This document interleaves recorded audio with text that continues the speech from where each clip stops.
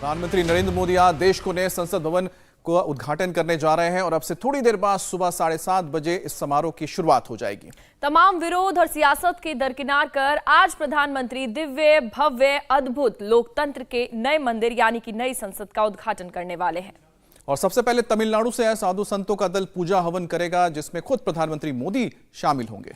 उसके बाद लोकसभा में ऐतिहासिक सेंगोल की स्थापना होगी और फिर सुबह 9 बजे सर्वधर्म प्रार्थना सभा का भी आयोजन होगा। लेकिन इस बीच सियासत भी अपने चरम पर है, लेकिन आपको बता दें कि उससे बड़ी बात है कि देश की 140 करोड़ जनता के अंदर जबरदस्त उत्साह देखने को मिल रहा है, उत्सुकता देखने को मिल रही है इस भव्य इमारत को देखने को लेकर। आपको बता दें कि भारत के लिए बहुत बड़े गर्व का क्षण है। 75 साल लग गए देश को अपना पार्लियामेंट, अपना संसद भवन बनाने में, और इसकी तो बहुत सारी खासियत है ही, लेकिन सबसे बड़ी बात तो यह है कि भारत के अंदर अब इतनी काबिलियत है कि इतना बड़ा स्ट्रक्चर, इतनी बड़ी इमारत को भारत में कोविड के दौरान, कोविड की वजह से लॉकडाउन लगा 2020 में इसकी नींव रखी गई थी, लेकिन उसके बावजूद 2.5 साल के अंदर यह भव्य इमारत बनकर तैयार हुआ है।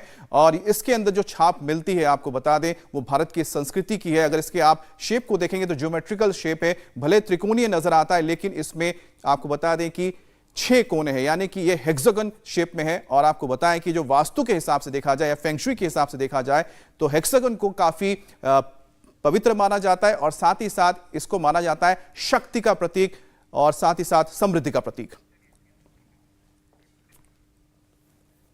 और हमारे साथ संवाददाता पीयूष भी जुड़ गए हैं। पीयूष, इस वक्त आप होटल के बाहर मौजूद हैं। जो तमाम साधु संत आए हैं, क्या उनसे बातचीत हुई, क्या उन्होंने मैसेज दिया और क्या वो रवाना हो चुके हैं इस वक्त नई संसद के लिए? जी बिल्कुल अमित, आपको बता दें कि सभी अधिरम जो तमिलनाडु से दिल्ली आए हैं वो दिल्ली के अशोका होटल में ठहरे हुए थे और कुछ मिनट पहले ही वो यहां से निकले हैं। कल्चर मिनिस्ट्री ने एक बस का इंतजाम किया था जिसमें सभी अधिरम बैठकर यहां से जा चुके हैं, यानी अगले 10 से 15 मिनट में वो नई संसद के अंदर प्रवेश कर जाएंगे। 7:30 बजे जो है पूजा पद्धति शुरू होगी, हवन होगा, पूजन होगा और उसके बाद जो है सेंगोल का शुद्धिकरण करके उसको प्रधानमंत्री को सौंपा जाएगा।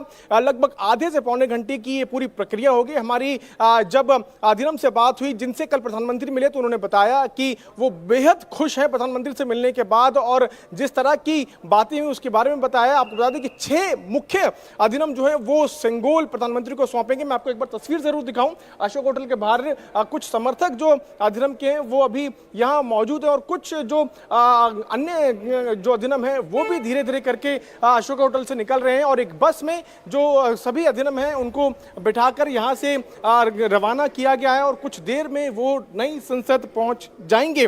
लगभग आधे घंटे की प्रक्रिया होगी, जिसके बारे में अधिरम से जब हमने बात की तो उन्होंने बताया, आपको बता देंगे कल प्रधानमंत्री नरेंद्र मोदी ने उनसे मुलाकात की थी और उस वक्त बताया कि जिस सेंगोल को भारत के इतिहास में छुपा दिया गया था उसको जो है अब लेकर प्रधानमंत्री सामने आए। उन्होंने बताया कि किस तरह से सेंगोल जो है वो आजादी से पहले का जो गुलामी का कालखंड था उससे पहले और स्वतंत्रता के पहले पल को जोड़ने का एक बहुत बड़ा प्रतीक था, लेकिन उसके बारे में जानकारी नहीं दी गई।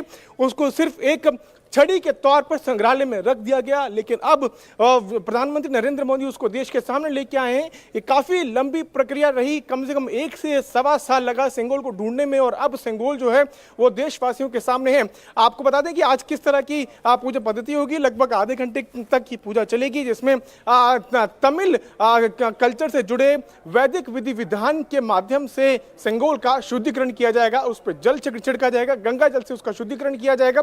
उसके बाद प्रधानमंत्री को सौंपा जाएगा और उसके बाद सेंगोल को लोकसभा स्पीकर के साथ के आसन के साथ जो पोडियम बना है वहां पर रखा जाएगा। कि भारत की संस्कृति का एक ऐसा धरोहर है, एक ऐसा प्रतीक है शायद जिसके बारे में हमने पूजा स्कूल कॉलेज में भी नहीं पढ़ने को मिला था, लेकिन आज कई लोगों को इस बारे में पता लग रहा। खास तौर पे हमको सोचना चाहिए कि 1600 साल तक जिस राजघराने ने, ये कह सकते हैं कि जिन्होंने राज किया था, चोला साम्राज्य, जिन्होंने भारत की भव्यता को, भारत की संस्कृति को सिर्फ भारत में ही नहीं, यहां से लेके आप सोचिए कि साउथ ईस्ट एशिया यानी कि कंबोडिया, इंडोनेशिया, ये तमाम वो देश है जहां तक चोला साम्राज्य की आप कह सकते कि सीमाएं जाती थी, श्रीलंका तक जाती थी और 1600 साल तक उन्होंने भारत की संस्कृति को संजोए रखा। उसका एक प्रतीक है सेंगोल, जिसको आज पूरे भारत के सामने एक बार फिर से रखा जाएगा, हमारे इतिहास के साथ जोड़ा जाएगा। बिल्कुल अमित, और आज काफी ज्यादा बड़ा दिन है, ऐसे में सिक्योरिटी भी काफी ज्यादा टाइट है। पवन, आपके पास आना चाहूंगी। पवन, क्योंकि सिक्योरिटी टाइट है तो कई रास्तों को आज बंद भी किया गया है, तो आम लोगों को दिल्ली पुलिस द्वारा क्या सलाह दी गई है? कौन कौन से रास्ते आज बंद किए गए हैं?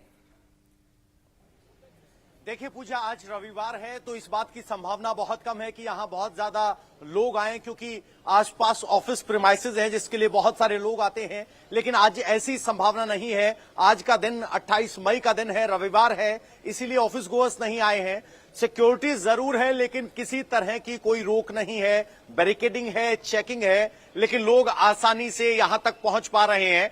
और पहले आपने देखा होगा कि विजय चौक अक्सर जब बंद होता था तो संसद की तरफ नहीं जाने देते थे, लेकिन जहां मैं खड़ा हूं यहां प्रेस क्लब के सामने बिल्कुल सर्कल पर संसद भवन है और पीछे से आपने गुजरती हुई बस को देखा होगा।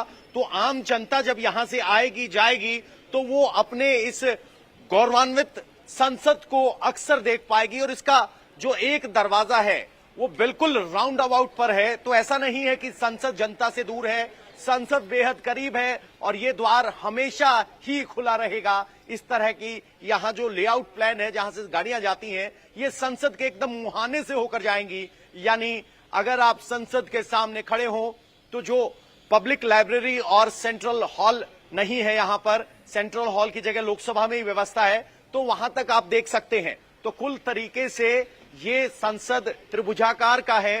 तो जो एक तरफ है वो पुरानी संसद की तरफ है, एक वी की शेप में एक रेल भवन की तरफ आता है, दूसरा रेड क्रॉस बिल्डिंग की तरफ आता है। तो कुल मिलाकर संसद न सिर्फ जनता का प्रतिनिधित्व करती है बल्कि कहा जा सकता है कि जनता के बेहद करीब आ गई है। बिल्कुल सड़क पर संसद का नया दरवाजा है। पहले आम जनता उस सड़क तक नहीं जाती थी जहां संसद का गेट था, क्योंकि विजय चौक पर जो राजपथ वाला चौराहा है वहीं से आम जनता को रोक दिया जाता था। ये एक बदलाव हुआ है, सिक्योरिटी नहीं है। आज की अगर प्रोग्राम की मैं आपको डिटेल्स दूं, शुरुआत पुरानी संसद और नई संसद के बीच स्थापित गांधी स्मृति के सामने, गांधी जी की मूर्ति के सामने पूजा की व्यवस्था की गई है जो सुबह 7:30 बजे शुरू होगी। विधि विधान के बाद आपको एक और बता दें, आज वीर सावरकर की जयंती है, 28 तारीख है। सभी बीजेपी के सांसदों को पुरानी पार्लियामेंट बिल्डिंग में वीर सावरकर के लिए पुष्पांजलि अर्पित करने का प्रोग्राम है। उसके बाद प्रधानमंत्री नरेंद्र मोदी नई संसद में आएंगे, जहां वो विधि विधान के साथ अधिनियम की मौजूदगी में शेंगोल को लोकसभा के अध्यक्ष की कुर्सी के बगल में रखेंगे। इसके बाद बाकी सब संबोधन और प्रोग्राम होंगे। आपको बता दें, संविधान की जो मूल प्रति है, यानी जिस पर सभी संविधान सभा के सदस्यों के हस्ताक्षर हैं, वो मूल प्रति अब तक पार्लियामेंट से अलग पार्लियामेंट बिल्डिंग में रखी गई थी, लेकिन अब इस नई पार्लियामेंट के जो मेन विजिटिंग हॉल है, जिसे संविधान कक्ष का नाम दिया गया है, वहां पर संविधान की मूल प्रति को रखा जाएगा। और जो लोग संसद देखने के लिए आएंगे वो अपने संविधान को अपनी आंखों से देख सकेंगे। वो ग्रंथ, वो पवित्र ग्रंथ जिसके आधार पर आपको, हमको, वी द पीपल, हम भारत के लोग मिलकर इस संविधान को स्वीकार करते हैं और हमारे लिए एक गाइडिंग लाइट है, वो संविधान यहाँ रखा जाएगा। गाइडिंग लाइट जो बता रहे हैं, द टेम्पल ऑफ डेमोक्रेसी जो है, सबसे अच्छी बात है कि आपने कहा कि बहुत और करीब आ गया है लोगों के, यानी कि लोकतंत्र की एक और पहचान है ना कि संसद और साथ ही साथ जो आम लोग हैं उनके बीच की दूरी है वो कम हो गई।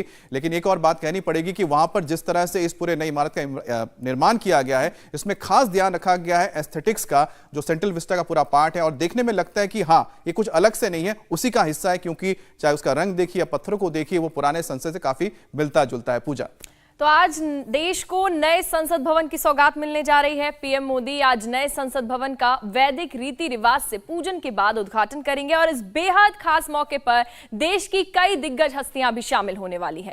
और साथ ही सभी सियासी पार्टियों को शामिल होने का न्योता दिया गया है, लेकिन 20 से ज्यादा राजनीतिक पार्टियों ने तो कार्यक्रम का बॉयकॉट कर दिया है। और क्योंकि नए संसद भवन का उद्घाटन पीएम मोदी करेंगे, इसी वजह से कांग्रेस समेत टीएमसी समेत कई पार्टियां इसका विरोध कर रही हैं।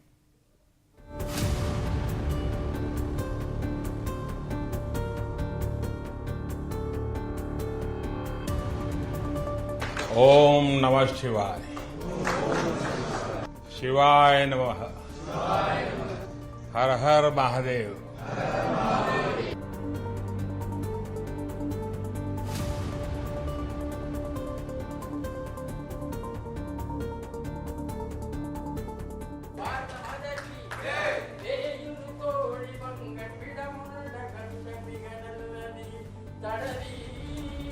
हमें कर्तव्य पथ पर चलना है, जनता जनार्दन के प्रति जवाबदेह बने रहना।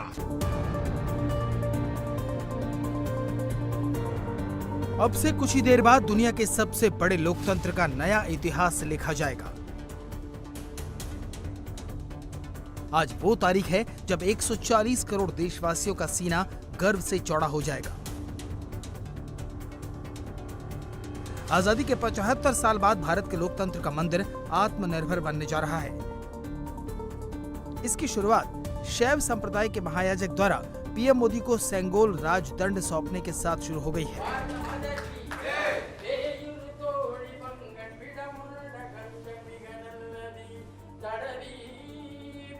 आदिनम के एक सेंगोल ने भारत को सैकड़ों वर्षों की गुलामी के हर प्रतीक से मुक्ति दिलाने की शुरुआत कर दी थी। जब भारत की आजादी का प्रथम पल आया, आजादी का प्रथम पल, वो क्षण आया, तो ये सेंगोल ही था जिसने गुलामी से पहले वाले कालखंड और स्वतंत्र भारत के उस पहले पल को आपस में जोड़ दिया था। इसलिए इस पवित्र सेंगोल का महत्व सिर्फ इतना ही नहीं है कि ये 1947 में हस्तांतरण का प्रतीक बना था। इस सेंगोल का महत्व इसलिए भी है क्योंकि इसने गुलामी के पहले वाले गौरवशाली भारत से, उसकी परंपराओं से स्वतंत्र भारत के भविष्य को कनेक्ट कर दिया था। पीएम मोदी देश की संसद को गुलामी से मुक्ति दिलाने का संदेश दे रहे हैं, लेकिन विपक्ष की 20 से ज्यादा पार्टियों को प्रधानमंत्री की ये कोशिश रास नहीं आ रही। विपक्ष को यहाँ भी 2024 का चुनावी एजेंडा दिख रहा है। यही वजह है कि नए संसद के उद्घाटन को लेकर ये पार्टियां बाइकआउट पर उतर आई है। मल्लिकार्जुन खड़गे, ममता बनर्जी, नीतीश कुमार, अखिलेश यादव, अरविंद केजरीवाल, लालू यादव, उद्धव ठाकरे, शरद पवार, एम के स्टालिन, हेमंत सोरेन, विरोध करने वालों की फहरिस्त काफी लंबी है। सब के सब उद्घाटन समारोह का विरोध कर रहे हैं। ये नेता एक सुर में संसद के नए उद्घाटन समारोह में नहीं जाने की कसमें खा रहे हैं। अलग से नया बनाने का कोई मतलब नहीं, क्या पुराना इतिहास से बदल दीजिएगा तो बेकार चीज। खैर अब अन्य पार्टियां तो और कारण से राष्ट्रपति जी को नहीं बुला करके ये करे, वो सब जो भी कारण है, लेकिन हमसे पूछिएगा तो हमको तो बड़ा ये लगता है कि उसकी क्या जरूरत थी अलग करने का। जो था बिल्डिंग उसी को न करना चाहिए था। जैसा आज जो इतिहास है उसको भुला दीजिएगा क्या। जो अच्छा काम करते हैं उसका नाम दिल में रहता है, और जो बुरा काम करते हैं उसको क्या बोलते हैं, शैतान कहते हैं, काफिर कहते हैं, गद्दार कहते हैं। जो लोग नफरत से राजनीति करते हो, नफरत से देखते हो दूसरों को, और सबसे बड़ा सवाल यह है कि लोकतंत्र में जो जनता से झूठ बोले और झूठ को छिपाने के लिए एक एक नया इवेंट करें, तो उनके समारोह में क्या जाना। विपक्ष के नेता नए संसद भवन को लेकर सरकार की मंशा पर सवाल खड़े कर रहे हैं, लेकिन कई बार वो खुद नए संसद भवन की जरूरत का समर्थन कर चुके हैं। हालांकि अब वो विपक्ष में हैं तो विरोध करना लाजमी है। विपक्षी नेता नए संसद भवन के पीएम मोदी के हाथों उद्घाटन का विरोध कर रहे हैं तो सरकार की तरफ से भी उन्हें लगातार आईना दिखाया जा रहा है। दुनिया जहां हम कोई भी प्रधानमंत्री को वो सम्मान भारत का नहीं मिला जो भारत का सम्मान अब मिल रहा है, क्या ये भारत के प्रधानमंत्री नहीं उद्घाटन करेंगे तो क्या चाइना के राष्ट्रपति और पाकिस्तान के प्रधानमंत्री आके करेंगे? बहुत उदाहरण है जहां गरिमा को ठेस कांग्रेस ने या किसी विपक्षी दल ने पहुंचाई है, भारतीय जनता पार्टी ने नहीं। वो डिटेल में जाते नहीं है और झूठे आरोप लगाते हैं। अरे कभी तो आप कहते हो कि नेहरू जी को याद नहीं कर रहे हैं, हम अभी नेहरू जी को याद कर रहे हैं तो आपको क्यों परेशानी हो रही है?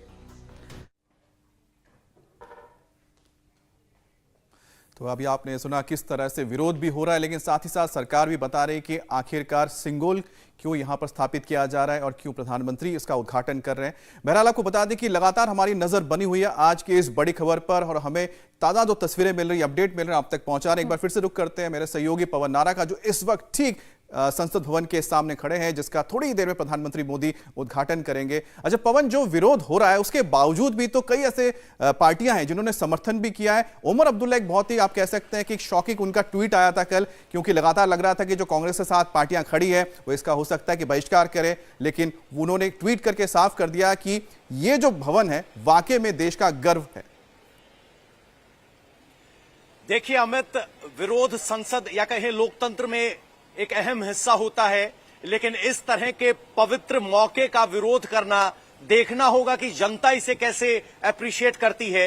ये जरूर 20 राजनीतिक दल हैं जो कह रहे हैं कि हम विरोध करेंगे और विपक्षी एकता को दिखाने की कोशिश कर रहे हैं, लेकिन इन्हें सोचना चाहिए कि जब वो कुर्सी जो खड़गे जी के लिए रखी गई है, जो वक्त नेता प्रतिपक्ष के लिए निर्धारित किया गया है, वहां जब उनकी अनुपस्थिति होगी तो इतिहास उन्हें कैसे आंकेगा। ये राष्ट्रीय धरोहर है, भारत का गौरव है, और भारत के गौरव का बहिष्कार राजनीतिक मजबूरियों के चलते आज के दिन कम से कम विपक्ष को चाहिए था कि इस अवसर पर शामिल हो, क्योंकि इसी संसद में बैठकर उन्हें सत्ता का विरोध करना है। और जरूरी नहीं कि सत्ता यही हो, सत्ता परिवर्तन भी होता है। यही भारत के लोकतंत्र की खूबसूरती है। और एक और खूबी बता दूं आपको, नई संसद में जो आप देखेंगे लोकसभा और राज्यसभा, जो बीच में संसद के कर्मचारी बैठते हैं उनकी सीट को नीचा किया गया है, ताकि प्रधानमंत्री और नेता प्रतिपक्ष के बीच सीधा आई कांटेक्ट हो, संवाद हो। लेकिन यहां जब विरोध की राजनीति होती है तो सबसे पहली बलि संवाद की चढ़ती है, यानी संवाद कमी है। सरकार की तरफ से बार बार कहा गया कि इस फैसले पर पुनर्विचार करें, लेकिन जब आज यहां संसद का उद्घाटन हो रहा होगा तब बहुत से विपक्षी दल नहीं होंगे, लेकिन बहुत से विपक्षी दल ऐसे भी हैं जो बीजेपी का विरोध करते हैं, बावजूद इसके इस कार्यक्रम में शामिल होंगे। उनकी तरफ से कहा गया है कि ये लोकतंत्र का मंदिर है, दिव्य बना है, भव्य बना है, और उनको इस मौके का, इस अवसर का स्वागत करना चाहिए। बिल्कुल पवन, और यही तो सवाल खड़ा हो रहा है कि भारतीय संसद में ऐसे ये कैसे सांसद है जो शामिल ही नहीं होना चाहते इस जश्न में। चलिए आप अपनी नजर बनाए रखिएगा, लगातार अपडेट आपसे लेते रहेंगे। इंडिया टीवी हर वक्त हर जगह डाउनलोड करने के लिए सर्च करें India TV news Google play store या ऐप स्टोर पर।